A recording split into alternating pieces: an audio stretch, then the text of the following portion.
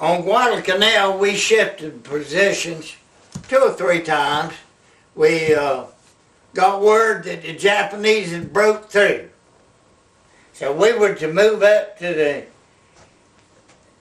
Matanical River and fill up the hole where the Japanese came through. And we got up there that night, and there was 3 or 4 Japanese troop transports unloading out there. And we had walked all day long, and we'd make 2 steps forward and slide 3 back. The mud was bad. Anyway, we got up there, and there was 19 out of the whole battalion that got there. I believe it was just a small number. And the Japanese were unloading out there. We could see them. And we were standing up there on the ridge, and every one of us were exhausted. And the cramps hit me all over my legs. It was knots as big as my fist, and it hit one of them, and it would make 2, and then I hurt worse. But anyway, I finally recall standing there, and I said, well, I don't care what you fellows do. I'm going to go over here and sleep. And so I went over there, and this fellow was helping me, trying to help me get my legs straightened out. And he'd hit one of them knots on my legs, and it would make 2. And it would hurt that much worse. But the Japanese, if they'd have come on the shore right when we first got up there, they could have walked through. But they didn't. And so all of us, we just went over and just lay down on the ground and went to sleep. And I told the fellows, I said, I don't care what you fellows do, but I'm going over here and lay down and rest. And I said, I will shoot anybody that comes up that ridge. And so that was my attitude. That was the attitude of every one of us. We weren't afraid. We were just going to rest. And so the next morning they did try to come up, but it was too late. And that's when messages had gone out to MacArthur to send us some aid, and he said no planes to spare. And so the next morning he did send in 3 planes, and that's one of the most frightening deals that I was ever in. And I had no reason to be afraid because it didn't hurt a thing. Because all of us was laying there looking up, and we could see the bomb bays when they opened the bomb bays on the planes. And the bombs began to fall out.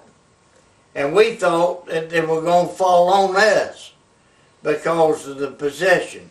They were coming right over us, and the bombs began to fall, but the bombs went like this, and they were aimed at the ships. And the Japanese on those ships were like frogs jumping into a pool. And they claimed there was 30,000 Japanese on those ships. But they did blast them.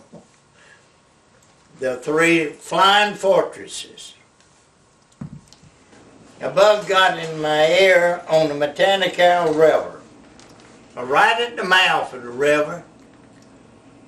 And it was an unusual experience there with crocodiles. One morning I was in the hole, and bullets were flying all over my hole constantly.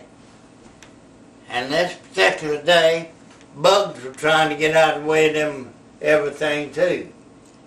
But that particular morning, I had a bug to get in my ear, and I couldn't get him out. I couldn't get out of the hole. So I just took my canteen and I poured water in my ear and kept it in there until I finally drowned him. And anyway, I stopped him from turning. Okay, this is at OP5. Yeah. Still the first time. Early in the war on Guadalcanal, some Japanese came up and said there was a bunch of Japs wanted to surrender. And I believe the man's name was Colonel Gatchie, and he took his group of men and was going out to accept the surrender of these Japanese. Anyway, the story is, when they got where the Japanese were supposed to want to surrender, he hit the ground and machine guns opened up on him. And a bunch of them got killed. And that was near the Matanical River where this took place. Now, they were killed, a bunch of them was killed there, and after the war, I was invited to come down to a service down at the beach where they were honoring I can't call the name of the ship now, a boat that went in, and where they were honoring some of these men. Drink. As long as we were on OP5, we went out about every other day. Some company went out there to make sure the Japs didn't slip up on us. And we were constantly going out. And one day, my captain said the colonel wants you to come up. And so I went up to where the colonel was, and he said,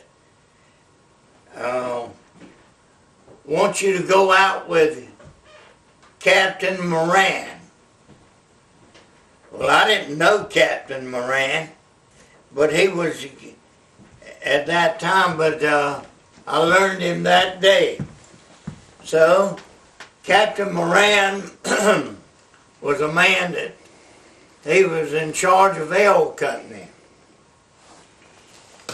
And so, my colonel told me, he says, now he's gone a little haywire. I want you to go out with him. And says, and just observe. Well, I didn't know the man was crazy as hell, but until then. But we go out and went down the trail a little ways, and I spotted these 3 sticks. And they were crossed, and the one on the top was the directions for the Japanese to follow. The one on top pointed in the way that they wanted them to go. And I went back and told him about it. And then he wanted me to go down every trail we saw out there and change them. Just to change the directions. And so, anyway, that was the time that we were looking, everybody was going out looking where the river went, which way it went. And it was an unknown river, is what it was called. I don't know what the name of it was. But anyway, we spotted a piece of artillery. The Japanese were moving from the west end up to the east end, and they were going to attack the Henderson Field from that position. And he and I to roll that machine gun into the river. And we tugged with that thing and we couldn't even bulge it. And finally he went out there and we got a tree that had blown over and was laying on the ground. We got it broke loose, and we come back and we used it as a prize pole, and we rolled that barrel of that river artillery into the river, and we worked on that thing like something sure enough for a right good while. But we did get it, the end of it, into the river. There was a reason for while we were looking. Captain Moran wanted to find that river where it went. And the reason they didn't know, the map showed that it was cloudy when the pictures were taken, and it folded back. And we were in the bend of that fold, and that was the reason it didn't show up too well. But we did find it. But that was the river, the place that everybody was looking and couldn't never find.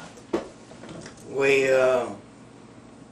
had an unusual experience there with the Japanese. A couple of them came up and got in our chow line. And they went going through the line, and they were getting away with it until finally one of the Japs said, "Mac, how about another piece of sugar?" And the boy looked up and he saw who he was. He said, "Oh, damn Jap." Anyway, the guy dishing up sugar hit him on the head with his boiler. And anyway, the Jap broke the run. When he broke the run, he got down to where we had set up barbed wire. And all of us were barbed wire specialists. We put up barbed wire anytime we weren't in combat. And those two fellows didn't get over the fence. Didn't get over the barbed wire. Oh, they were dressed in Marine uniforms at that time. The Japanese copied a lot of stuff. They were trying to, for example, they used the M1 rifle, and they captured them, some of them in the Philippines, and these Marines, these Japs got away with it because they were dressed in Marine uniforms, and nobody paid them no mind. But yeah, it's going. The Japanese were all the time trying to pull tricks on us. And one of them came up to the top of the hill and he said, "Hey, blood for Tojo." And we had an old red-headed boy from Harlan, Kentucky in the unit. And he went over and where the guy was yelling from, and he yelled back at him, and "Blood for Eleanor Roosevelt." And so it started a grenade deal.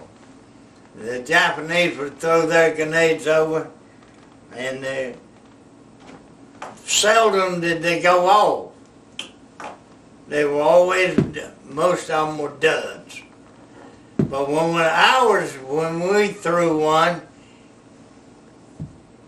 you could count, I believe it was 5 seconds, and it went off. And we had very few duds.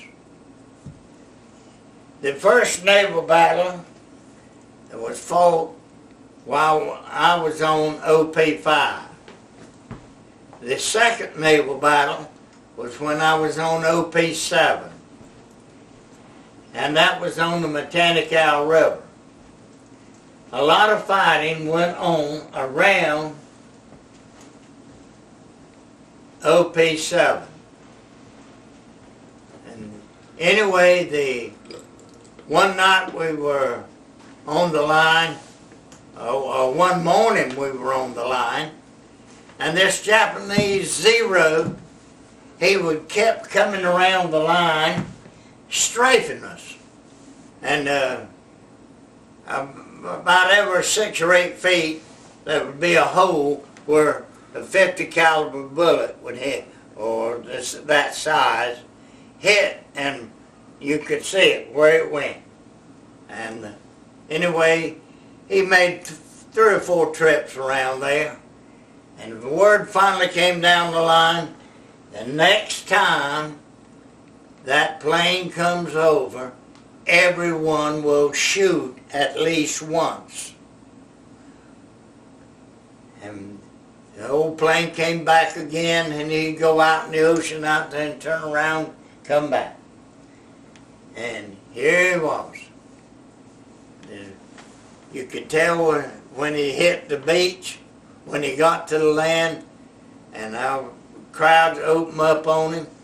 And that plane, when he got up where I was, in the line, he must have gotten a direct hit from somebody, because the plane never stopped running, and it hit the treetops and crashed. Marines were all over that plane by the time it hit the ground. And they had it tore all to pieces. I have a couple of pieces of it today. And so much for that strafing. But the second naval battle happened when I was on the OP7.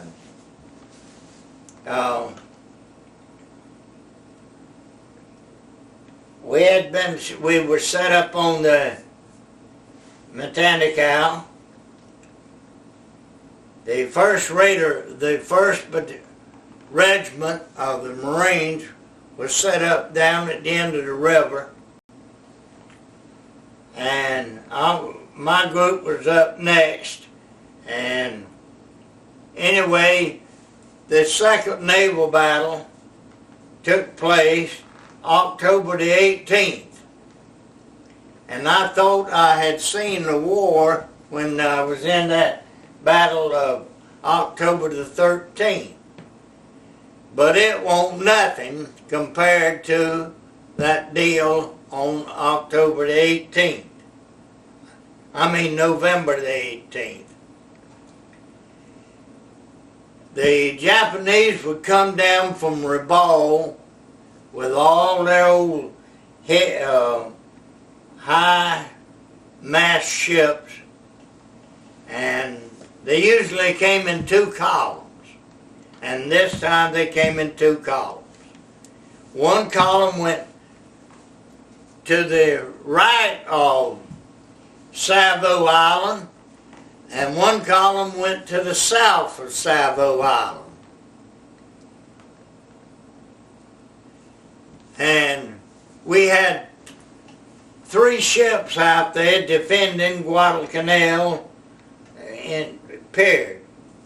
And they were backed up behind Savo.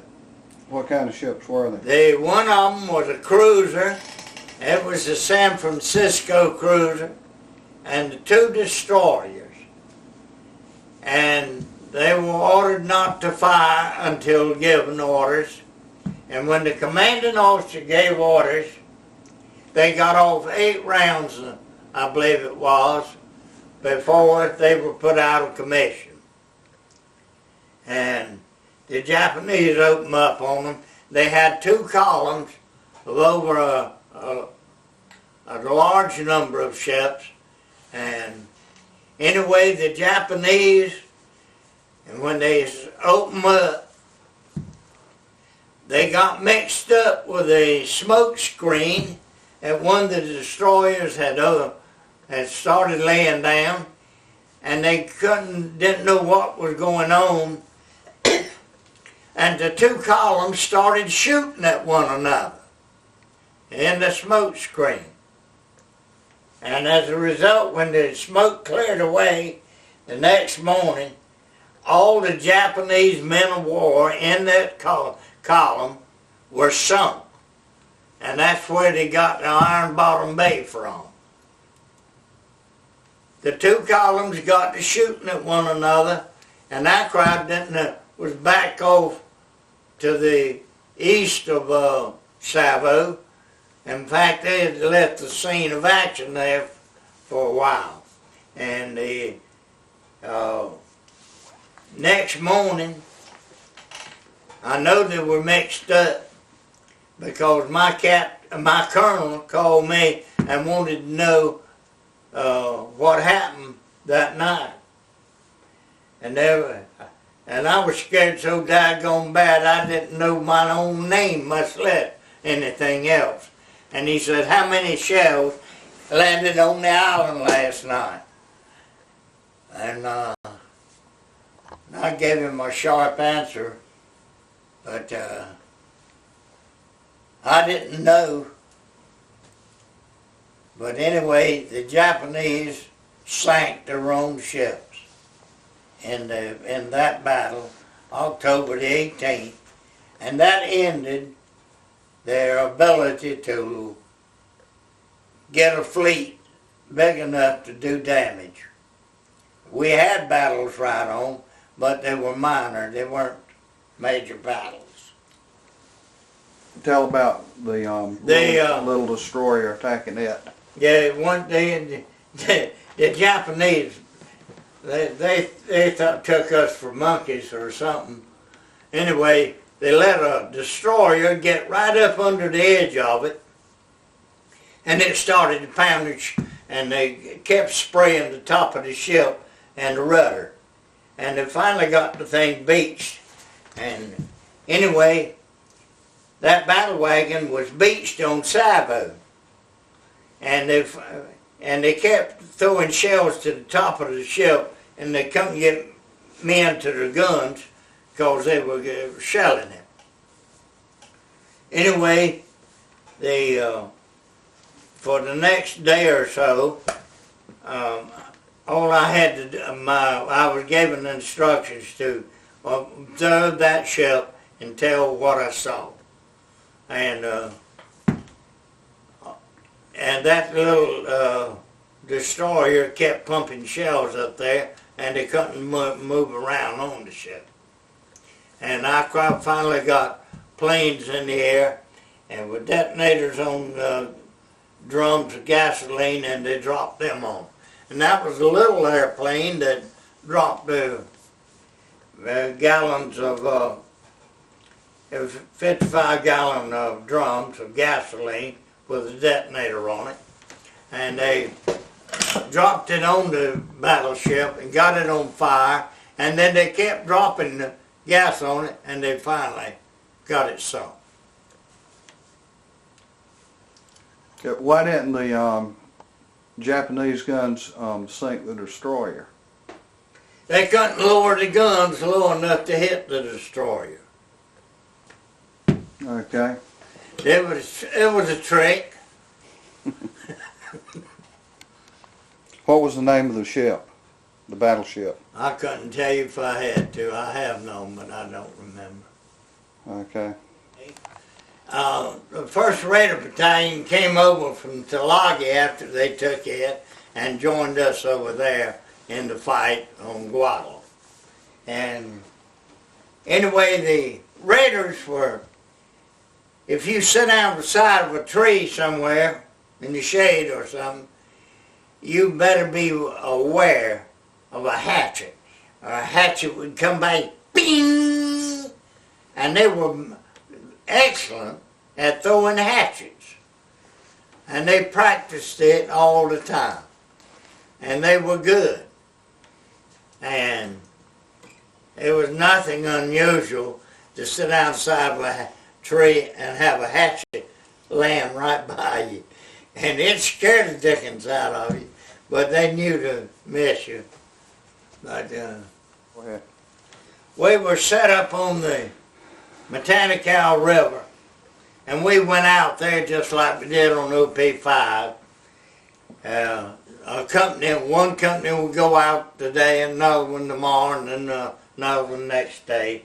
But we went out there. Some company went out every day, and being had been put into the intelligence at this time, and there was a reason for me being put in the intelligence. The intelligence section on Guadalcanal, the group that went in, our crowd dropped a shell in among them, and they were all killed or wounded. And as a result, they had to form another section. And so, I was pulled out of the line company on Mechanical River and put into the intelligence section. And I was handed a pamphlet on the intelligence deal, and I was told to read it. Now, I read it, but not when I was in battle. But anyway, we were there on this Mechanical River, and there was one ridge across the river, and it was known as the Beach Ridge, and it ran down to the ocean. And the Japanese would hide behind that ridge and throw artillery shells. They had one 8-inch gun that was constantly firing at Henderson Field, and they were having some good results from it. And one particular day, OP7 was up on this hill over the Mechanical River, and there was 4 of us in the hole. We had a big hole, and it was quite obvious. The Japanese had spotted us, and they moved a 47 piece of artillery up to shoot at us, and they had us point blank. And the first shell went over our heads, and all of us knew that we were the target. And so we knew we had to get out. And the top of that hill was about 30 or 40 feet across. And the shells, the place said just about twice as big as this house. They put 9 shells in that thing, and we began to get out of the hole and run over behind the hill. And every time one shell would hit, then we'd jump up and run, and one of us would. And everyone got out of that hole, and didn't know one of us get killed, but 2 of us got hit. And I believe the 5th shell was the one that got me and knocked me out. And anyway, the next shell that came in landed in the hole, and it was empty, and it blew the telephone up, so we didn't have no communication. What was the last communication that you had on the phone? Up to this time, I was talking back to the artillery. I was taking the place of the spotter for the 11th Marines, 3rd Battalion, 11th Marines, and I was talking to him, and all I could get out was enemy gun on Beach Ridge, and then another shell would hit. And so that was the only message they got from us. So as a result, they fired all night at Beach Ridge. And it was amazing. Right after that, a group went over the Matanicow, and they found a Japanese over there, and it had a note on him, and it says, Company A went up to the Matanicow River Monday morning and hasn't been seen or heard from since. And that was the reason. After the gun started shooting at you, and everybody was running one at a time, tell about your run when it was your turn to run. Well, I was the last one to leave the hole, and when I got out, I started running the best I could. The breath had been knocked out of me. The shell landed about 4 feet from me, 4 or 5 feet. And of course I was in the bottom of the hole, and it broke my shoestrings, my cartridge belt, and I was hurt bad, but knocked out. And I got out and started running, and I heard one of our men say, well, they've hit Warren. And about that time I fell over, and I came to a little after midnight. Where were you hit and how? It was concussion. Were you hit with any shrapnel? I had 2 pieces of shrapnel, one stuck in my hand next to my thumb here, and the other piece cut me in the lower part of my stomach. And that was all the injuries I had, but that was enough. Well, I was hurt up 2 or 3 times there. I never did go to the hospital. Never went. I was hurt real bad on Guadalcanal, on the Matanicow River. When I had to leave that post, the concussion knocked me out, and I never got back to the doctor's, our battalion doctor, and he just laid me down side of his hole, and I laid there the rest of the night. And about midnight, a little after midnight, I came to, and he handed me a little old bottle of brandy, and I sipped that and passed out again. And I was always a scout. Everything I ever done in the Marine Corps was scout work.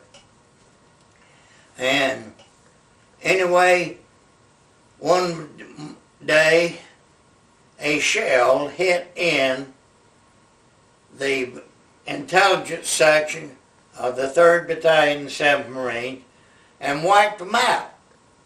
They were either all killed or wounded. And there was only one man left, and he was a draftsman. And anyway, I was tapped the next day, pulled out of I Company, where I was a scout as a regular scout in the infantry. And I was carried up to the headquarters company, and I was handed a pamphlet and told to read it. That was my training for the intelligence. And the Japanese were constantly getting a hold of our telephone lines and trying to slip up on us. And there was a time or two I talked to the Japanese on the line when they had tapped in. And anyway, while up here on this post, I was sent out one time went out to get, to draw fire, friendly fire now that fixes you up. And my company, the whole company was sent out to this particular position, and we set up on a hill, and we were to draw fire. And we drew it. It didn't take the Japanese long to surround us. And once they got us up there, we're in this position, bullets flew over our head constantly for 3 days and nights. No water, no food. And the sun, no shade, was bearing down on us. And we stayed in that position 3 days and 3 nights. And when we came out of there, all of us knew what it was to draw fire. Our tongues were hanging out of our faces. They were swollen. And we were in a terrible position. I remember sitting in the hole, and there was a major in the hole with me at that particular point. And he was sitting there and he said, "I can't stand it no longer," and he fell over. And I reached over and took his helmet off, and I said, "I'm going to try to get you some water." And so I crawled down that hill right where the Japanese had been, and they had pulled out. And my 3-5 managed to break through to us, and at that particular point. Anyway, I got that helmet of water, and I carried it back up there, and I throwed a little iodine in it to sterilize the water. And anyway, I don't know what happened to that major. I never saw him again. At this particular point, we had 3-5, our sister regiment, had broke through to us, and that was the greatest prayer meeting I ever went to in my life. Everybody was praying, and a guy would be hit and he would cry. And everybody was calling on the Lord. And this was quite an experience for me. And we got back across the river, and standing by the trail, there was an air pilot there, one of the pilots from the Henderson field, and he had a quart of Vienna sausage, and he handed it to me. I couldn't eat this Viennas because I couldn't get them in my mouth, so I had to stick my fingers above my tongue, pull my tongue down, and I pushed them down my throat. That's the only time I ever really got hungry. So, everybody respected Yamamoto. The Yamamoto came down to the area, and he was going to run the Marines off of Guadalcanal. And anyway, they finally broke the code on him, and as a result, we were waiting for him. And the word was, the pilots that went in the air, get him down any way you can. So they went after him. And so he came in over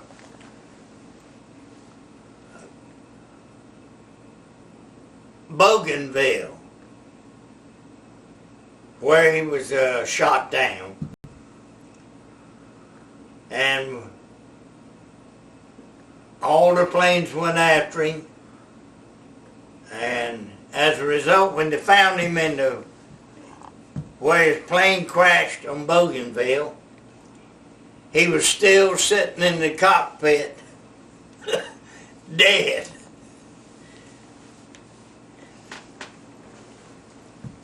And it did have a major effect because everybody knew he was a tough cat. He was one of the fellows that was in charge of Pearl Harbor and other places. But all of us was glad to see him go. Okay, while you were on Guadalcanal, did you ever hear the famous washing machine Charlie, or hear him? Washing machine Charlie paid us a visit about every night. He'd come in and he would fly over us and talk to shortwave radio to the men on the ground. And they always was somebody giving them talking back to him. But that took place, I believe it was the first battle of naval battle. He came over OP5, and if I'd been tall enough, I could have taken my rifle and reached up and hit him. Well, on his plane, he flew right over the hill. And anyway, as soon as he was ready to drop his flare, just as he got by the hill, he dropped the flare. And about that time, the ship saw it, and they fired. And the first shell that come over me that night was from the Navy, and it was a 14-inch shell. And nobody opened up on the spotter plane. It was Charlie. Colonel Puller was one of the finest men I ever met. He, for example, he would say, "When I get out of my hole, the rest of you better be out." And he meant just that. He would never tell no one to do nothing he wouldn't do himself.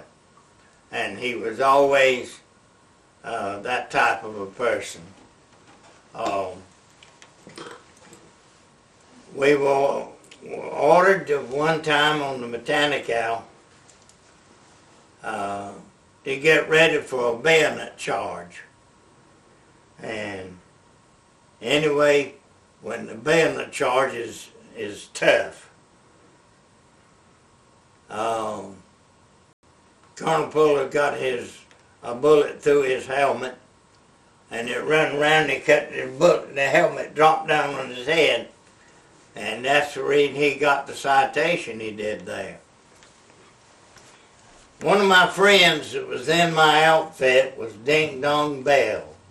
His real name was Graham Bell. And he comes from over beyond Lillington, North Carolina. And we were the best of friends. And Ding Dong, when we got to the Guadalcanal, Ding Dong was transferred to the 1st Regiment. And anyway, he was positioned on the mouth of the Mechanical River when we first got there. And the Japanese had come up to the river with their tanks. And it's the only tank battle that I remember us getting mixed up with. And the Japanese were going to come around the river, the end of the river, and try to come down the line. And Ding Dong's position was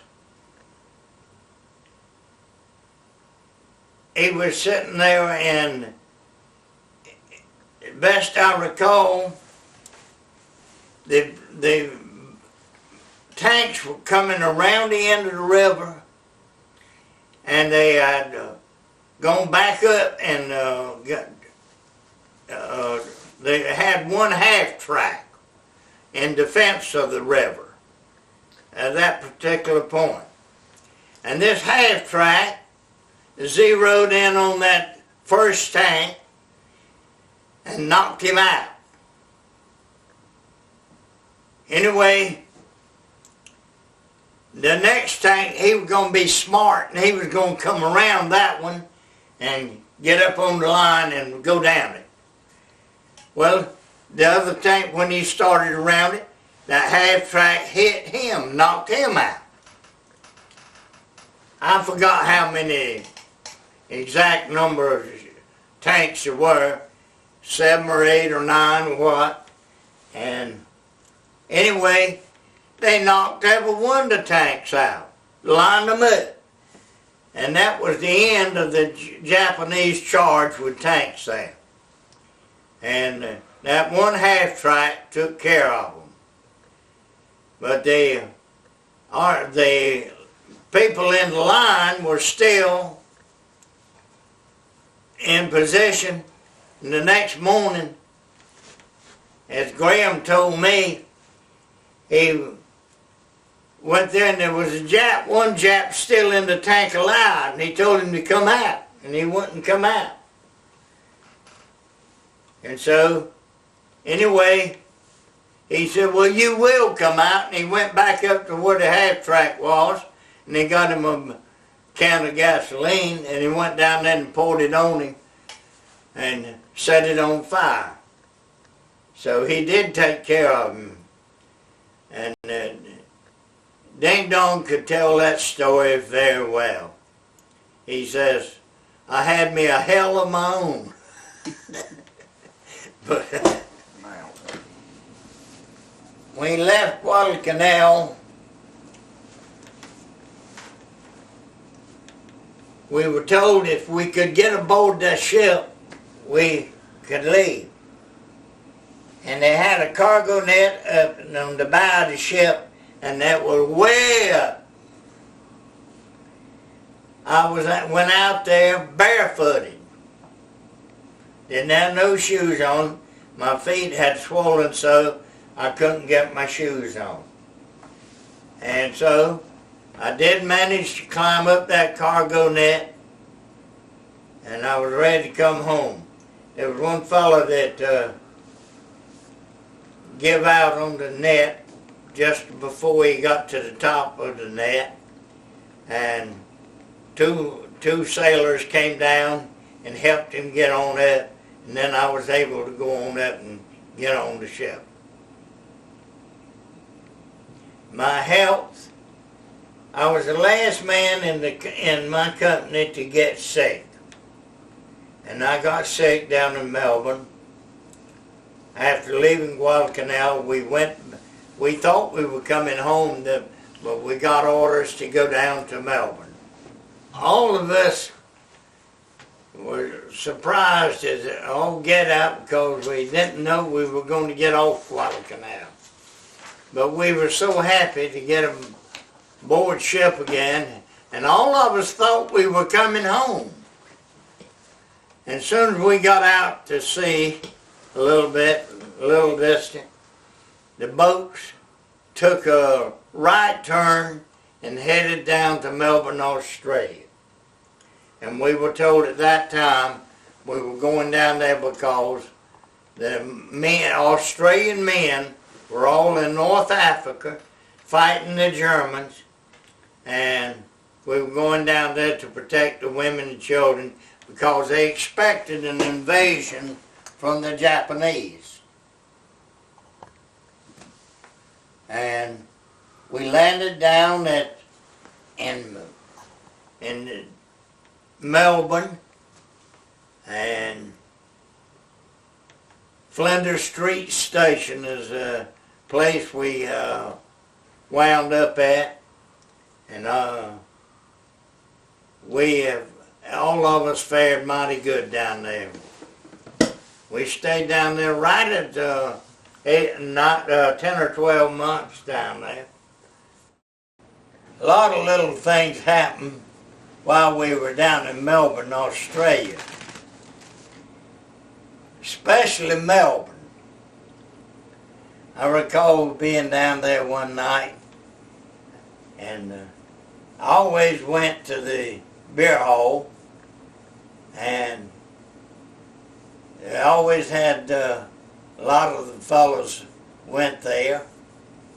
And one night after being in there for a while, I decided to get up and walk out. And it was unusual. Got outside and I was standing there, and while I was standing there helping hold up the building, these two Marines got in a fight. And they were hitting one another pretty well. And finally one of them hauled off and knocked the other one down. Well, it wasn't none of my business. And they were doing fairly well. Finally, this Australian came along. And he walked up to the one that was knocked on the pavement.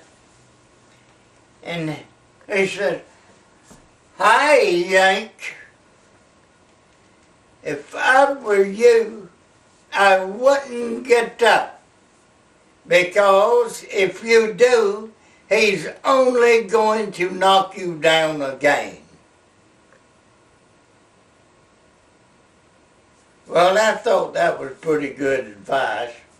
And so I just kept watching.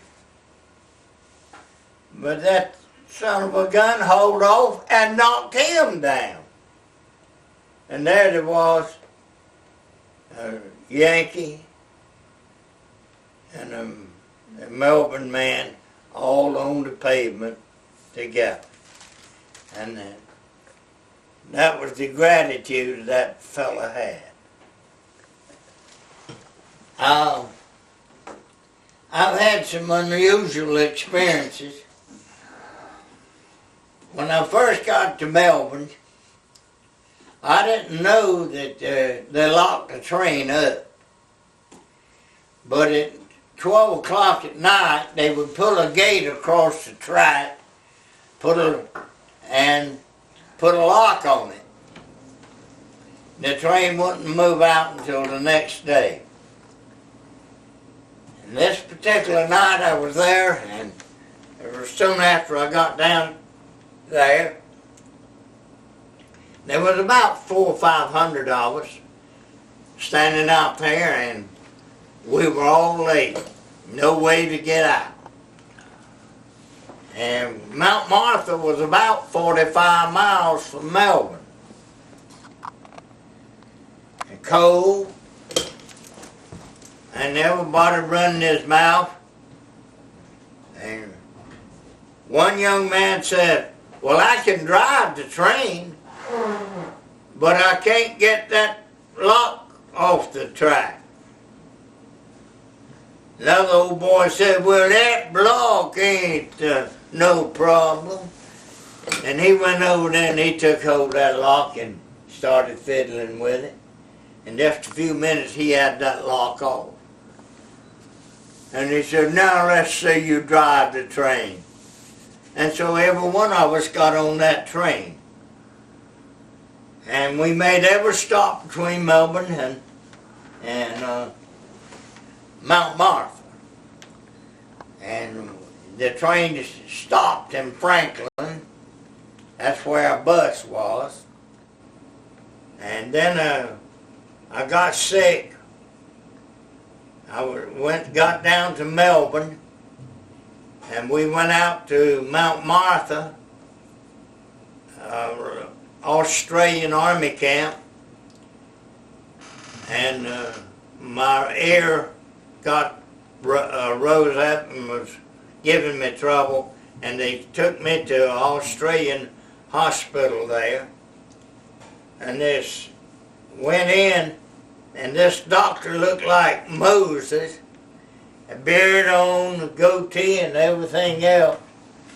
A mighty fine old gentleman, but he didn't look at my ear. Didn't even look at it. He saw my feet, and he started doctoring them, and he put a glass cage over my foot and doctored it, and he said, and I kept trying to get him to look at my hair, and he said, if I don't get this foot tended to, you're going to have to take your foot off.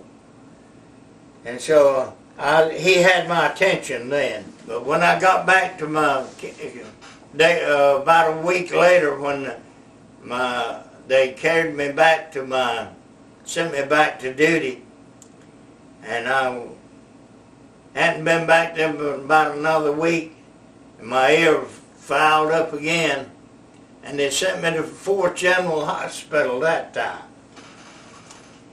And so when they carried me in, my colonel was,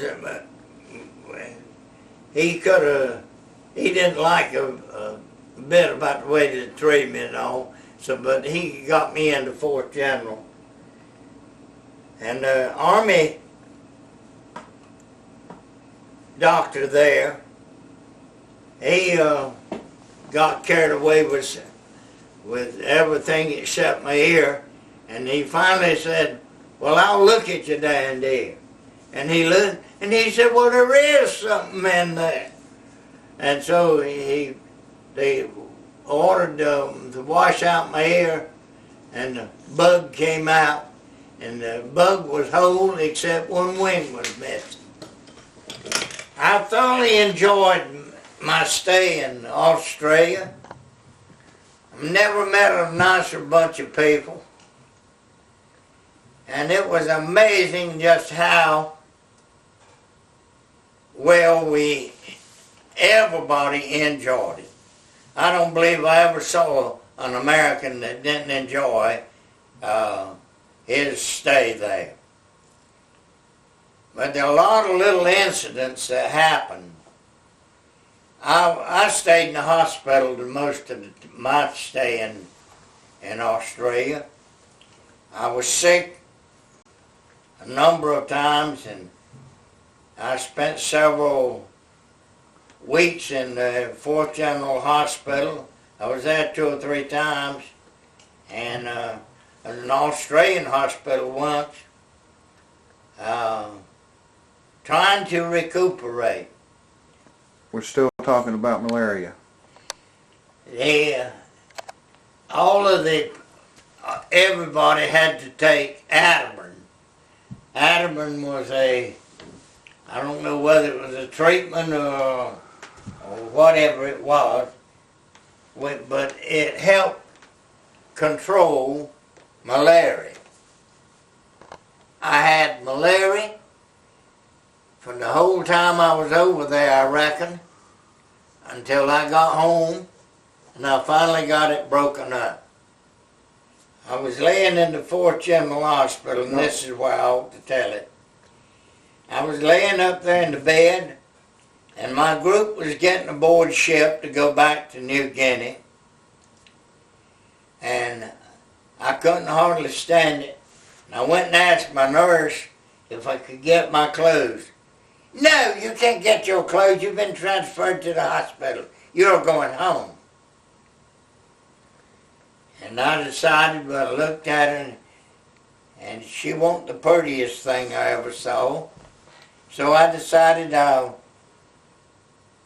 would just wait, and I'd get a chance, and I'd get my clothes. So I saw her out of place, and I went by her desk, went down in the basement.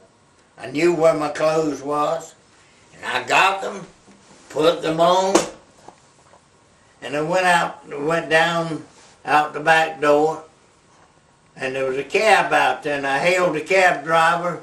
He came over and he picked me up. I said, take me down to where the young men are getting aboard the ship.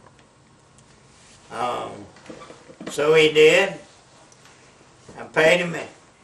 Anyway, we got down there, and And the officer today was there. I saluted him, went aboard ship, just like I had good sense. And after I got aboard the ship, I went down the hole and I hid from everybody. It was nothing for me to get aboard. And I did get aboard and I stayed in the hole. And when the ship started to move, I knew I had to do something because I knew it was jumping the ship.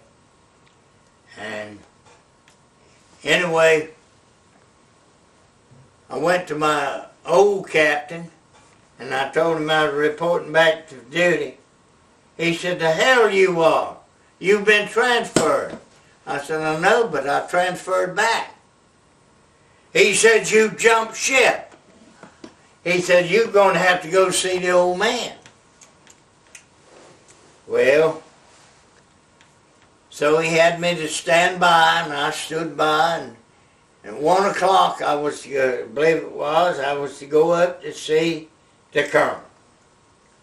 Got up there, and he said, "What has he done?" And the officer today proceeded to tell him, "Well, he's jumped ship." "He's what?" And he turned around then and he says, the room he was in was a long room and there was no other desk in there and his desk was facing the wall. And he turned around. And now who is this that turned around? What was his name? Colonel Chester Puller. I was his scout on Guadalcanal.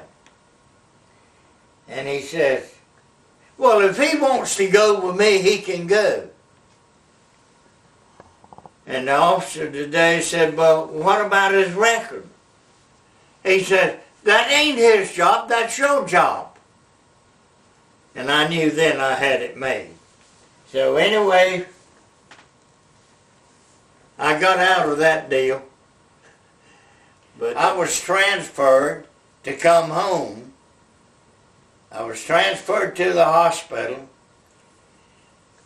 But in the meantime, just before we left there, MacArthur decided he wanted to go up through New Guinea, and the 1st Marine Division was loaned to the Army to lead them through New Guinea.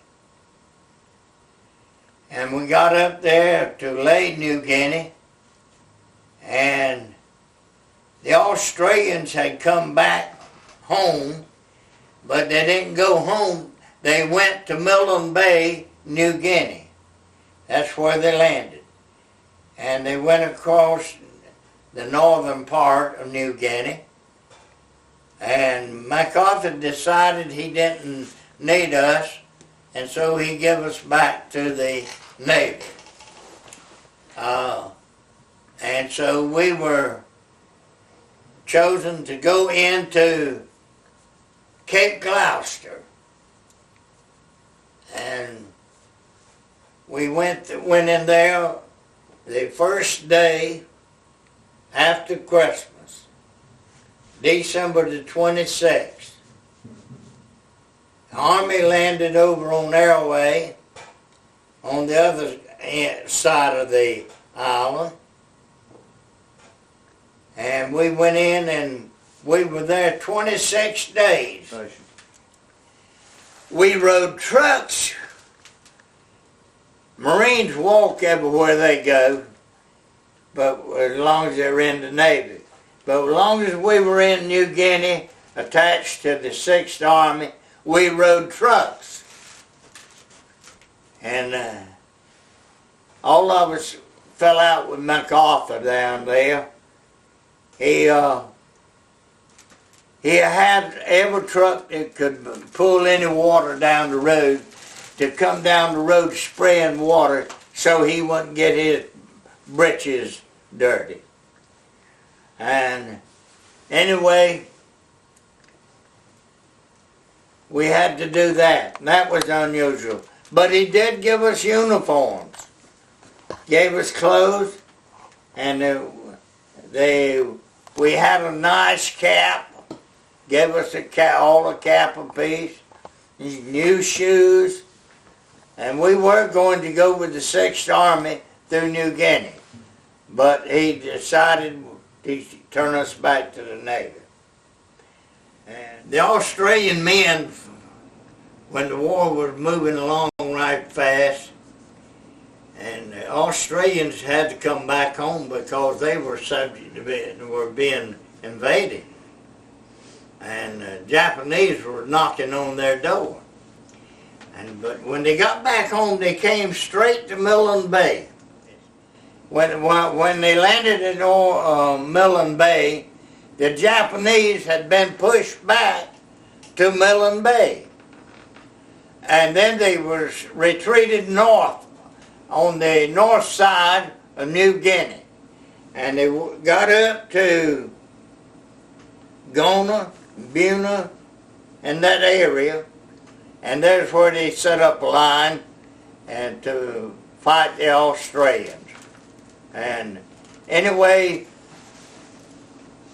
when the Japanese came around Millen Bay and were pushing up toward Port Moresby, they got right up to the edge of it, just in a mile or so of it, and they had a troop of battalion of conscientious objectors there.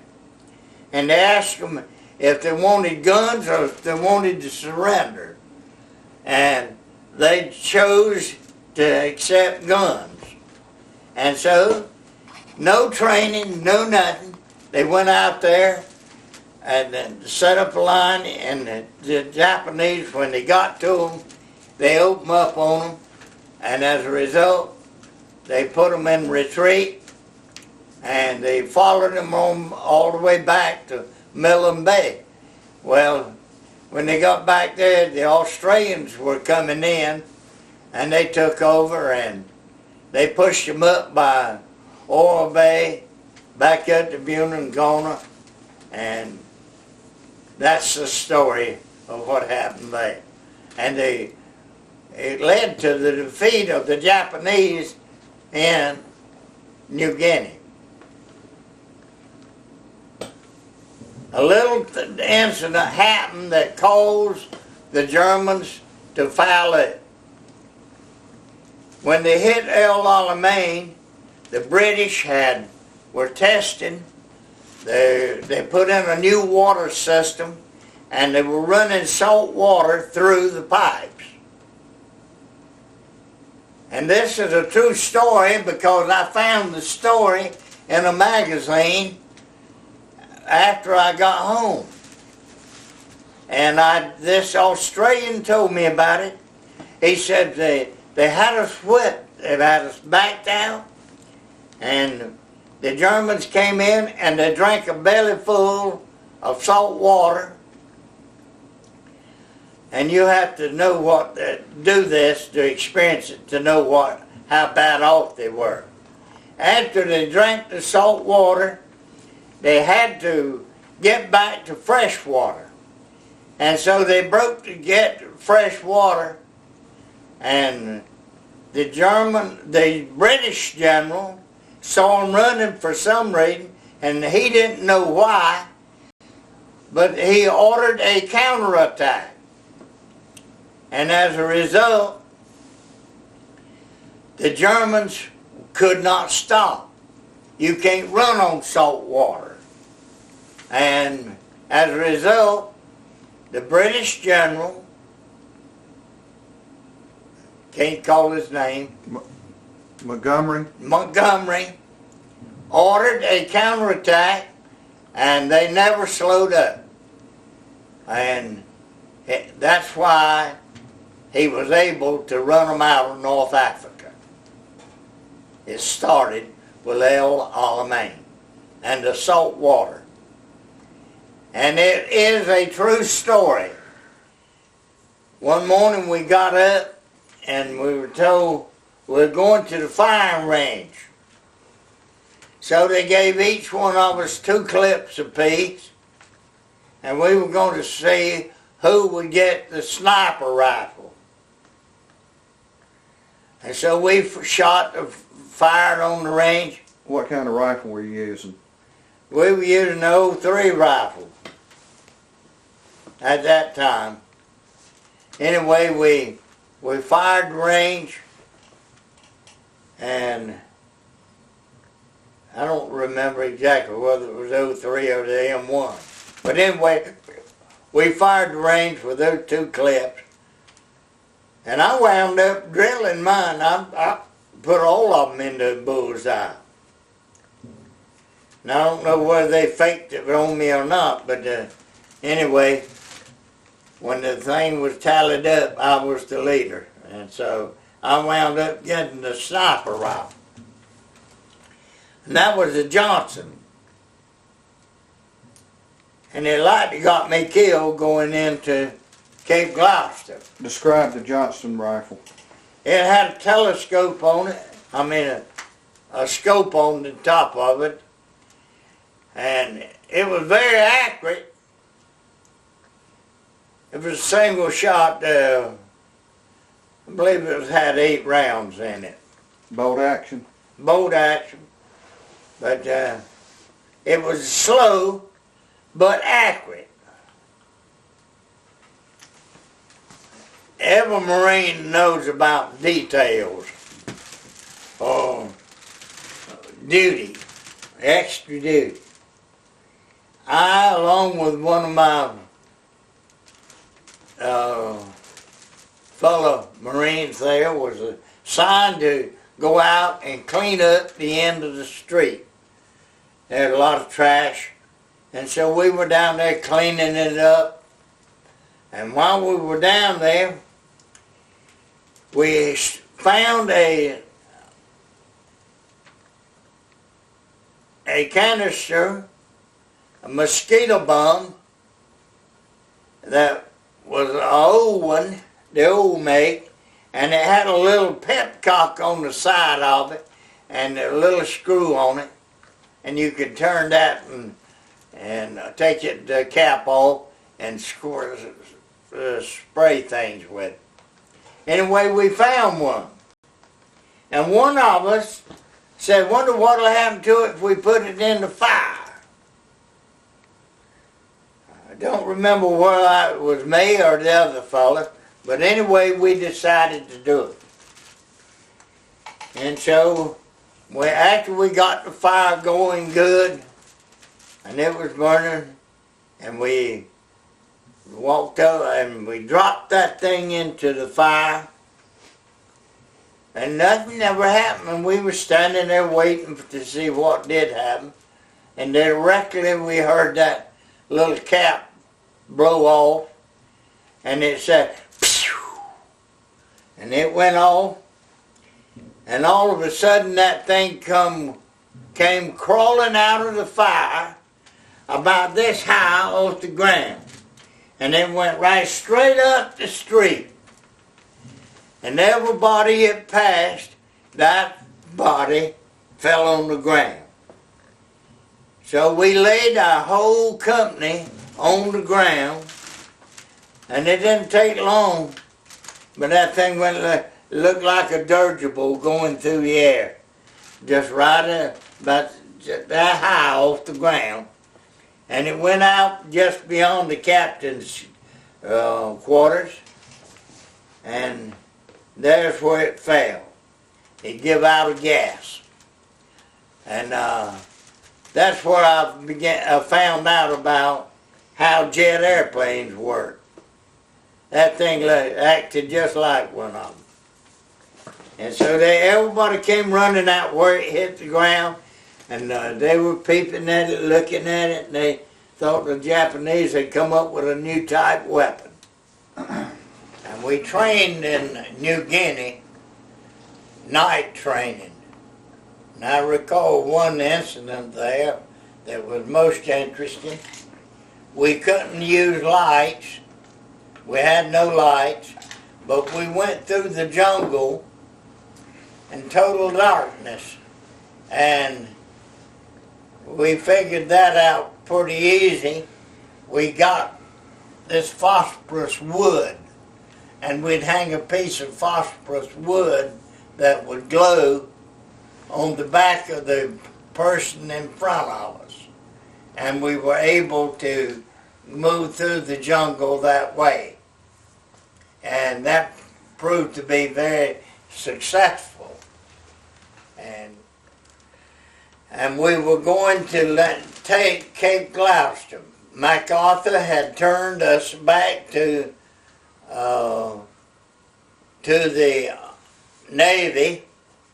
He decided he didn't need us going through New Guinea, and anyway, we had been turned back to the Navy.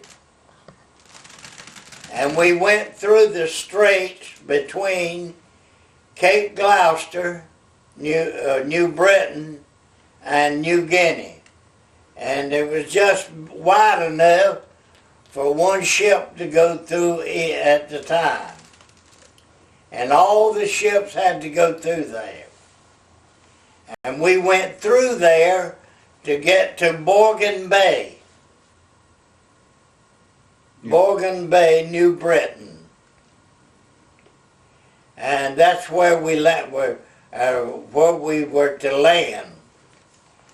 And anyway, at daylight, as soon as daylight came, our ships got around into that sea, and the ships began to stop, and we unloaded onto the landing craft boats.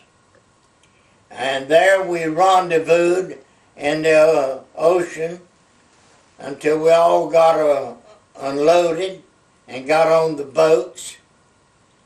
And long about 8 o'clock, I believe it was, they began shelling the beaches. And many things that they did that morning we had never seen before. And so when we finally got lined up and headed for the beaches, we had 3 landing crafts in front, and then the next boat was the rocket boats. And it's the first time we had ever seen rockets. And when they went off, we all knew it. It was a terrible sound. It sounded like pushing sand through a stovepipe. But the shells came out of the rockets' boats, and it looked like blackbirds, a covey of blackbirds. The sky was blacked out. And anyway, the little rockets weighed, I guess, something like a pound or something, and they were thick as blackbirds, a covey of blackbirds. And they started hitting the beaches, and they were still exploding when we got to the beach. Well, my job, I was a scout at the time, and I was to go inland about approximately 50 yards,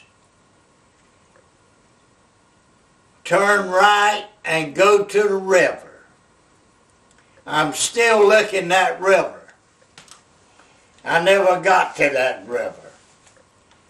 But I did get in, got out of the boat when the landing craft ran up on the beach. The first 3 fellows out of the boat stumbled in the water and fell in the water, and I managed to jump over all of them. I got over them and landed on the beach.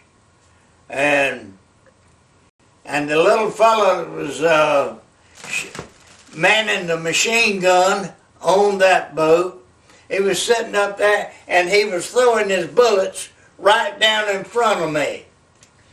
and I had to stop. I didn't get my 50 feet in before he was cut me off with those bullets. And I ran back up there to where it was, and I threw my rifle on him, and I told him I'd shoot him off if he didn't stop. Anyway, he finally stopped, and then I was able to go on inland my 50, I said 50 feet, I meant yards. 50 yards, and anyway, I turned right to go to the river. And I went just a few feet, and I ran into a coast gun, Japanese coast gun. And the side of that coast gun was a pile of ammo. And I yelled for someone to cover that gun, and it wasn't being manned at the time. There was no Japanese on it. And I started running toward what I thought was the river, and I ran into the second coast gun, and it was about 30 or 40, just a few yards from the first one, and there was nobody manning it. And so I kept going, and I ran into the third gun, and there was nobody manning it. Each gun had a pile of ammo side of it. Still no Japs. And finally I ran into, I believe it was four of those guns, and they were about 50 yards apart, something like that. And on the last gun, when I got by the last gun, that's where I saw my first Jap. And there was a BA Arman that was keeping a pretty good pace with me, and he had gotten by me over in the edge of the bushes, and he was fixing to shoot this Jap. And the Jap and his BAR, the Browning automatic machine gun, rifle, Browning automatic rifle, and his rifle, and it jammed on him. But he always told me that he always had a fear of that, and he carried a pistol in his shirt pocket, and he snatched it out, and he told me, he said, I wiped that frown off his face. So, anyway, so far we had gotten along pretty good. And then we ran into, I turned to go toward the river again, and I ran into, I believe it was 18 pillboxes. And we were stopped there, and we couldn't go any further. And when the line was drawn, and we set up on it, and about an hour or so later, my commanding officer, or my captain, and my squad leader, he wanted me to go up to this tree. They were sitting there together, and they said there was a sniper in a certain tree there they had pointed out to me, and they wanted me to go to that tree and get him out. And so, tell what led up to that point. At this time, the line was formed on these pillboxes, and ours were just a few feet from it.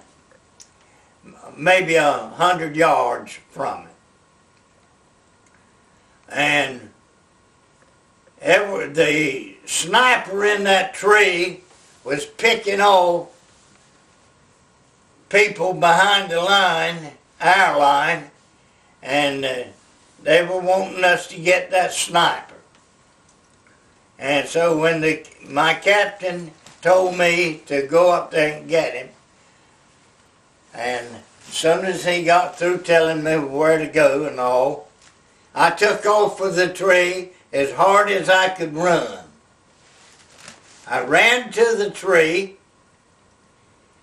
and lo and behold, when I got to the tree, I looked around the tree, and on the other side of the tree, about 20 yards, about 20 or 30 feet, there was an open pillbox.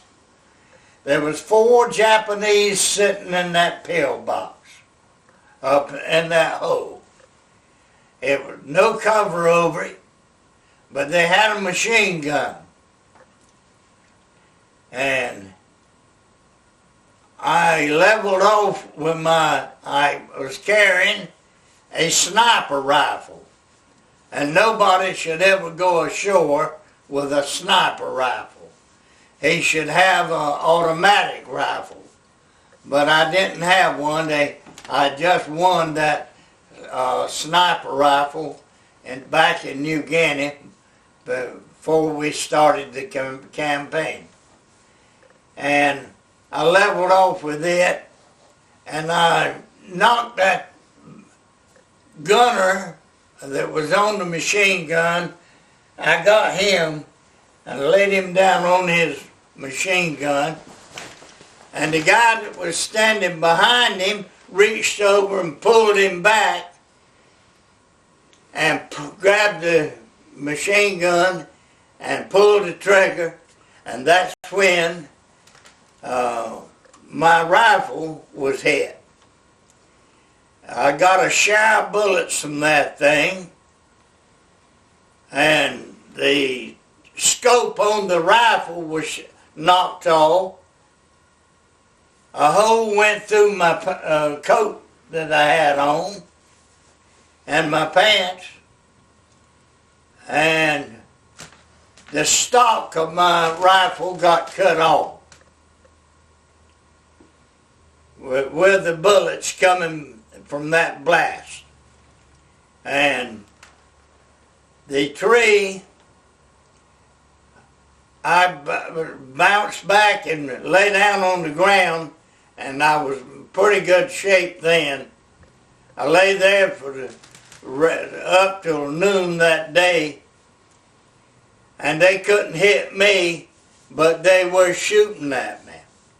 But they were hitting above me, and the tree was shot so much that day, all them pillboxes got to shooting at me. And none of them get me because I had worked a hole in the ground, doing pretty good working the hole with my belly. And anyway, I looked over on my left, and I saw one of my sister company men just a few feet from me, and he was after the same pillbox I was. And I saw him charging that pillbox, and about that time I saw him get hit. They hit him, and the bullet hit him up here in the forehead, and it slipped back here over his ear. Didn't kill him, but it parked over his ear. He went down to New Guinea. They carried him down there, took that bullet out, and sent him back up there. So, anyway, the Jap was in the tree, was still up there, and I was laying behind that tree. I had pretty good cover. He couldn't get to me, and I couldn't get to him. I couldn't go around the tree, because of the pillbox. And so the battle still went on. Bullets were flying everywhere. And finally, Tell about the splinters. some of the splinters off the tree stuck in my neck. Hit me in my neck, and they kind of stuck in a little bit, bled a little bit, but not enough to hurt very much. But I lay there, and finally someone had wised up, and there was a general there at that time. And he was standing, they had brought up an amphib tank, and he was ordering these young men to get up on the machine gun there and shoot at the sniper. Well, there was one or two of them that was shot off, killed right there. And anyway, another man was ordered up, and I yelled at him, "Damn it, can't you see that he's going to get killed too?" And I was ugly about it. But anyway, sometimes you have to get the word across. And he looked at me like, "Well, who in the hell are you?" And I shut my mouth, but I knew he was a general. But he was trying to direct. I said, "Why in the hell don't you bring that 37 up here and aim it in the top of that damn tree and shoot him out?" And so he turned around and he said, "Bring up the 37. And sure enough, they brought it up. And that's when the 37 got in on it. That was a 37 millimeter. And it had 120 bullets in it, and rosin, and packed and rosin. And when they shot up there, everything come out of the top of that tree, the machine gun, the Jap, and the limbs, and they all came down right where I was laying. And one of those limbs hit me in the back, and I thought I was already killed.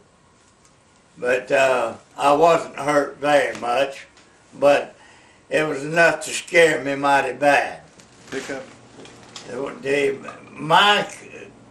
The guy that was in charge of me was coming up to me when I was pinned down at the tree, and he was coming up and he says, "Hey, I've been hit in the leg." And he was a huge fella, weighed over 200 pounds. And he says, "I've been hit in the leg." I said, "Well, how about leaving your Tommy gun and your belt for me? My rifle has been knocked out." And so he did. And anyway, I took that Tommy gun, and that's where I traded guns. My weapon was no longer any good as far as I was concerned. The scope was tore off, and the stock shot off. And so I just took it and wrapped it around a tree there and throwed it down. And so I had that Tommy gun, and I decided next morning I'd better shoot that thing and see if it was how it was working. And I never had a Tommy in my hand before. And I pulled that trigger back, and the bullet hit the tree and bounced back toward me. I said, "The hell with that thing." That's insulting as the dickens to shoot a bullet and it bounced back to you. And then a dog got in on it. The Japanese had a little dog, a German Shepherd, but the dog was smaller than our German Shepherd. And he would run from one side of that tree to the other. And all I had left was my the trigger housing and the barrel, and I was afraid to shoot it. And so the dog kept trying to get to me, and I had to keep switching. And we switched back and forth there till after a couple hours later. And anyway, they finally brought in a Sherman tank. That first tank that came in got stuck. It was a Grant, a little thing, and it was no good as far as I was concerned. But they brought in a Sherman, and that Sherman come in, and it did the work. And the gunner on that thing was on the ball, and so was the driver. And he would aim the gun at the pillbox right into the mouth of where they were shooting from, and they'd shoot, and and he'd blow it up, and then he'd shoot the next pillbox. And they finally got every one of them. But the dog, somebody yelled, the nearest one to the tank, follow it through. And so, well, when it came by me, I was the nearest, so I jumped up to follow it through. And that daggone dog was still out there, and I went after the dog. And just about the time I got ready to shoot that son of a gun, the man on the tank decided to shoot too, and he knocked him down. And so I didn't get that dog after all. But it was getting late in the evening about that time, and so everything was beginning to settle down. The tank had knocked out all the pillboxes that was blocking us from going down the road to the airport. We were headed for the airport and the river. And I never got to go to either. My unit was pulled back, and we were sent back for arrest at that time. And so I started looking for another weapon, and I found an M1. There was several fellows that had been hit there, and I got one of their M1s. And that was the best weapon I ever had in combat. It was very, very good. And I enjoyed shooting it. You could dip it down in the water and wash the mud out of it, and it would shoot right on. So we had the landing craft. The landing craft replaced the Higgins boat. And every one of us was tickled pink to get rid of the Higgins boat. Now, it might have been a good boat in its day, but we didn't need that thing. You had to come up by the side of the boat and roll over the side. That landing craft, you could run out the end of the boat, and it was good. And that's what they used from then on. Now, there was one little fellow that hung around me from the day one, from the time I started out of the boat until he got killed. And the little fellow, and I told the captain about it, but he didn't do nothing about it. But the little fellow, I told him he had his rifle, he didn't even know how to load his rifle. He was very fouled up. And his name was Augustine. And I told him, I said, well, I'll show you how to load it. And I loaded the rifle for him, handed it to him, and I said, now, if a Jap comes right in front of you, aim it at him and pull the trigger. Well,